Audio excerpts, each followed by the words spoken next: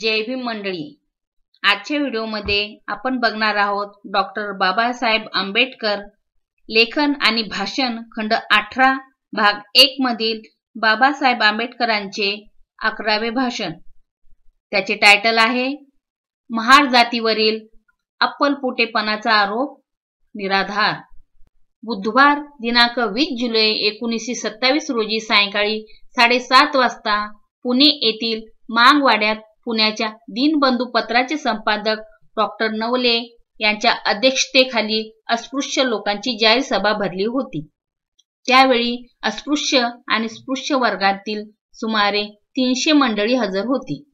मुंबई कायदे मंडळातील सरकारनियुक्त सभासद doctor Ambedkar, bar at law doctor Salunke, सुभेदार घाटगे, mister Rajbhoj, mister K M. Jadhav, B A., mister Patode, mister Gaikwad, mister Salvekar, mister Ingale व mister Landge, mister Savalekar, mister K Sakat, mister घाटगे व मिस्टर वायदंडे, वराडातील आनंद स्वामी व मिस्टर पंढरीनाथ पाटील व श्री धुंडीराज पंथ ठेंगडी, आर्यसेवक रा ओगळे, रा शंकरराव पोतनीस व रा देशपांडे वगैरे मंडळी सभेत प्रामुख्याने दिसत होती. सभा असताना पावसाच्या लहान लहान सरी मधून मधून येत होत्या, परंतु आंबेडकरांसारख्या अनुभवी पुढाऱ्याचे भाषण ऐकण्यास मंडळी उत्सुक असल्या कारणाने पावसात न जुमानता सभेचे काम चालूच होते. रा के.एम. जाधव यांच्या सूचनेनुरूप डॉक्टर नवले यांनी अध्यक्षस्थान स्वीकारले. नंतर डॉक्टर बाबासाहेब आंबेडकर हे आपल्या भाषणात म्हणाले, मी आज मन मोकळे करून बोलणार आहे. माझ्या भाषणाचा कोणीही विपर्यास करू नये. मिस्टर सकट आणि मिस्टर वायदंडे यांनी सध्या माझ्यावर विनाकारण टीका सुरू केली आहे. पुढाऱ्यांवर नेहमी टीका व्हायचीच हे मी जाणून आहे. मी महार जातीचा आहे हे आपणास माहीतच आहे. महार जात स्वार्थी आहे हे टीकाकारांचे म्हणणे आहे, परंतु अस्पृश्य वर्गाच्या महारेतर जातीतील पुढाऱ्यांनीही महाराकरिता निस्वार्थी बुद्धीने काम केले आहे काय, असा माझा त्यांना उलट स्पष्ट सवाल आहे. वास्तविक पाहता महारेतर जातीचं शैक्षणिक व संपत्तिक दृष्ट्या श्रेष्ठ आहेत. मुंबईत तर चांभार व ढोर जातीतील काही गृहस्थ इन्कम टॅक्स देण्या इतके सधन आहेत. असे असताना त्यांनी महार लोकांच्या उन्नतीप्रित्यर्थ काही प्रयत्न केल्याचे माझे ऐकिवात नाही. उलट पक्षी आम्ही अनेक उपयुक्त संस्था काढून नुसत्या महार जातीच्याच नव्हे तर अस्पृश्यातील सर्व जातींच्या उन्नतीकरिता काय वाचा मने झटत आहोत. बहिष्कृत हितकारणी सभा स्थापन करून अस्पृश्योन्नतीचे काम आम्ही हाती घेतले आहे. सोलापुरात आम्ही अस्पृश्यांकरिता वसतिगृहे काढले आहे. त्यास चांभारांनी मदत दिलेली नाही, तरी पण महार, मांग, चांभार वगैरे सर्व जातीतील मुले त्या गृहात आम्ही घेतली आहेत. आणखीन मांग विद्यार्थी त्या गृहात आपण जरूर पाठवा, अशी मी मिस्टर सकट यांना समक्ष विनंती केली आहे. त्याचप्रमाणे नाशिक व जळगाव येथे वसतिगृहे काढून महार व महारेतर जातींच्या उन्नतीकरिता आम्ही सदोदित झटत आहोत. असे असताना महार जातीविरुद्ध गिल्ला करण्यात काय असेल आहे हे आम्हाला समजवत नाही. सरकारकडून मिळणाऱ्या सवलती अस्पृश्य जातीत योग्य प्रमाणात वाटल्या न जाता फक्त महार जात अप्पलपोटेपणा करून सर्व सवलती बळकावून बसते असे टीकाकारांचे म्हणणे आहे.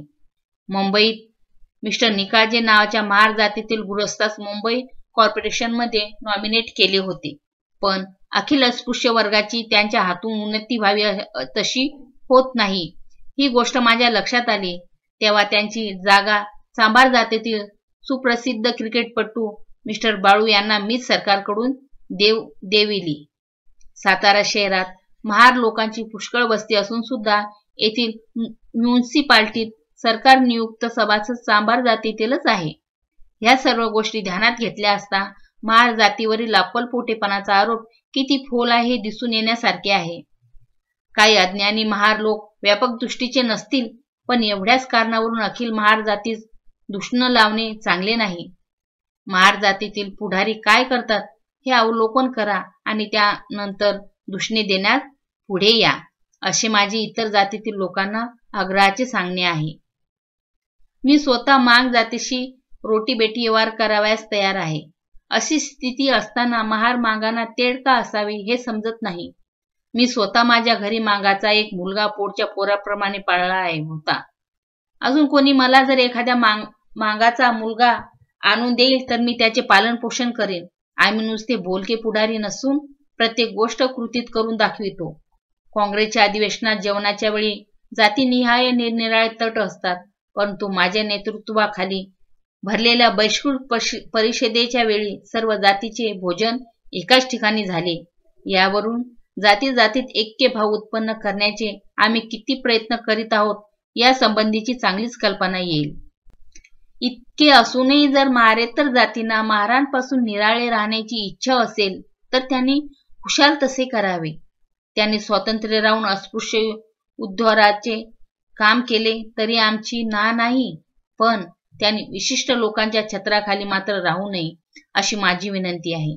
काही ब्राह्मण अस्पृश्योद्धाराकरिता झटतात. ही गोष्ट जरी खरी असली तरी पुष्कळशे ब्राह्मणेतर पक्षापेक्षा आपला पक्ष बलवान करण्याकरिताच अस्पृश्यांना जवळ करतात असे मला वाटते. आमच्या उद्धाराकरिताच केवळ निस्वार्थ बुद्धीने जो ब्राह्मण अथवा मराठा प्रयत्न करील तसा आम्हास हवा आहे. आम्हा दुसऱ्यांच्या हातातील कोलीत होण्याची इच्छा नाही. स्वार्थी बुद्धीने प्रेरित झालेल्या लोकांकडून अस्पृश्यता निवारण काय झाले तरी एक वेळ चिंता नाही, कारण अस्पृश्य राहून मिळणाऱ्या सवलतींच्या साहाय्याने आमचे उन्नती करून घेणेच आम्हास सुलभ होईल असे मला वाटते. अस्पृश्यता निवारण करण्याचा रा माटे यांच्या खरोखरी उद्देश नाही असे मला वाटते. अस्पृश्यांना जवळ करून ब्राह्मणेतरांना शह देण्याची त्यांची खटपट आहे अशी माझी समजूत आहे. रा माटे यांनी माझी समजूत चुकीची आहे असे सप्रमाण सिद्ध केल्यास मी त्यांशी अवश्य सहकार्य करीन. मुसलमानापासून बचाव व्हावा म्हणून अस्पृश्यता निवारण करण्याचा डाव सध्या हिंदू सभा खेळत आहे असे मला वाटते. अशा स्थितीत महारेतर बंधूंना माझी एवढीच विनंती आहे की त्यांनी कोणाचीही कचप्पी लागू नये. मी सकट यांनी दे 2 सुटे गिराण असे ओरडून भीक मागितली तरी मला वाईट वाटणार नाही, पण ते जर रा माटे यांच्या नादी लागतील तर मला अत्यंत खेद होईल. निराळे राहा, पण दुसऱ्यांचे बगर बच्चे होऊ नका एवढेच माझे त्यांना सांगणे आहे. माळ जातीचे पुढारीच कौन्सिलमधील जागा बळकावून बसतात अशा आमच्यावर आक्षेप आहे. अस्पृश्यांच्या हक्काचे संरक्षण करण्याकरिता कौन्सिलात लायक माणसेच जाणे इष्ट नाही का? महारेतरात माझ्यासारखा माणूस जन्माला आलेला नाही हे त्यांचे दुर्दैव होय, परंतु मला कौन्सिलच्या जागेची अभिलाषा नाही. महारेतरात जर जास्त लायक माणूस असेल तर त्यांनी खुशाल माझी जागा घ्यावी. मी आत्ताच्या आत्ता इथून राजीनामा पाठविण्यास तयार आहे. मी कौन्सिलमध्ये जेव्हा फक्त महार जातींच्या हिताकरता झटतो आहे असा तुम्हाला संशय येईल तेव्हा तुम्ही मला पत्राद्वारे आपल्या शंका जरूर कळवा, म्हणजे मी सर्वांच्या शंकाचे ताबडतोब निरसन करीन. सुशिक्षित व्हा म्हणजे अस्पृश्यता आपोआपच जाईल असे अस्पृश्य वर्गातील लोक आपणास सांगतात, पण नुसते सुशिक्षित होण्याने अस्पृश्यता निवारण होईल असे मानणे सर्वथैव चुकीचे आहे. मी एक उदाहरण देतो म्हणजे कळेल. मी अस्पृश्य आहे हे जोपर्यंत मुंबईच्या माझ्या चेंबर नजीक असणाऱ्या भटाला खानावळ वाल्याला माहीत नव्हते तोपर्यंत तो मला त्याच्या कब्बशीतून चहा आणि भजी पुरवीत असे. पण मी अस्पृश्य आहे हे जेव्हा त्याला एका गुजराती वृत्तपत्रात प्रसिद्ध झालेल्या फोटोवरून कळले तेव्हापासून तो मला काचेच्या पेल्यातून चहा देऊ लागला. त्याला असे करण्यास अर्थात एका पुरुष वर्गातील कारकुनाने चिथावले होते. अशी स्थिती जेथे आहे तेथे सुशिक्षित झाल्यावर अस्पृश्यता आपोआप निघून जाईल असे म्हणणे कसे चुकीचे आहे हे दिसून येईल. जर आम्ही आता चढाईचे धोरण स्वीकारले नाही तर आमचा निभाव लागणे शक्य नाही. आम्ही तुडविले जात आहोत याचे कारण आपणास आपल्या अपमानाचा राग येत नाही हेच होय. अन्यायाचा प्रतिकार आमच्या पूर्वजांनी केला नाही ही त्यांची मोठी चूक होय. आता अपमान सहन करण्याचे दिवस संपले हे आपण आपणात संघटना करून लोकांच्या नजरेत आणले पाहिजे. यापुढे ज्या ज्या अस्पृश्यांच्या परिषदा भरविण्यात येतील त्यांचे पर्यावसान देवळातून प्रवेश करणे, सार्वजनिक तळ्यात पाणी पिणे वगैरे गोष्टी मध्येच झाले पाहिजे असे माझे मत आहे. अस्पृश्यांची सभा आम्ही यंदा आळंदीस भरवणार आहोत. त्यावेळी काही झाले तरी तेथील देवालयात आम्ही प्रवेश करणारच. असे केले तरच आमचा कार्यभाग तडीत जाईल. डॉक्टर आंबेडकर यांचे वरील आशयाचे भाषण झाल्यावर डॉक्टर साळुंखे यांनी थोडे भाषण करून गुजरातेतील अस्पृश्यांची महाराष्ट्रातील अस्पृश्यांच्या चळवळीस पूर्ण सहानुभूती आहे अशी ग्वाही दिली. नंतर वऱ्हाडातील रा पंढरीनाथ पाटील यांचे भाषण चालू असताना मांगवाड्यात कोणी एका आजारी इसम मयत झाल्या कारणाने त्यांच्या निधनानिमित्त सभेचे काम बंद ठेवण्यात आले. मित्रांनो, एवढेच होते या व्हिडिओमध्ये. जर आपणास हा व्हिडिओ आवडला असेल तर चॅनलला सबस्क्राईब करा, लाईक करा आणि शेअर करा. जय भीम.